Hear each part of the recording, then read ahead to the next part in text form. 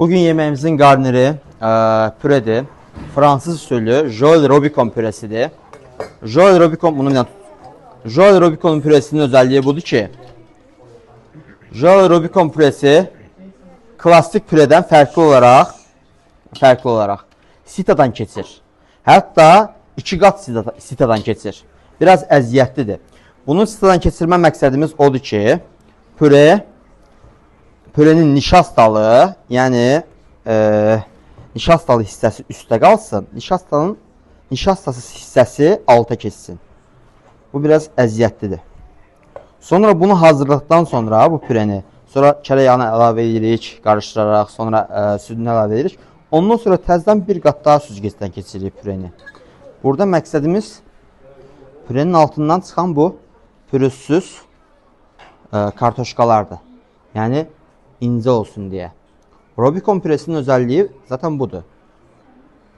Qaymaq kimi olmalıdır. Bunu hazırlayan ustad Joël Robuchon çox sadə texnika ilə, biraz əziyyətli, amma çox sadə texnika ilə, yəni gastronomi dünyasına çox mükəmməl bir ləzzət, görsəl gətirmişdir.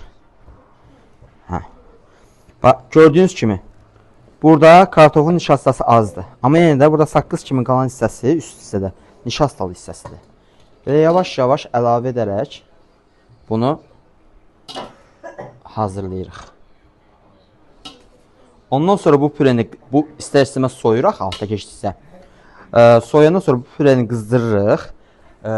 Tavanın, yəni qazanın altında nişastanı görəndə yapışmaya başlayan şey nişastadır. Nişasta istiləndə yapışır. Yapışmaya başlayanda kərə yağını soyuq, buz kimi kərə yağını əlavə edirik. Xırda-xırda doğrayaraq. Ardından südü əlavə edirik. Südü ən axırda əlavə edirik. Nəyə görə? Çünki çürüməsin deyə. Süd də qaynadılacaq, yüngülvari istiləcək.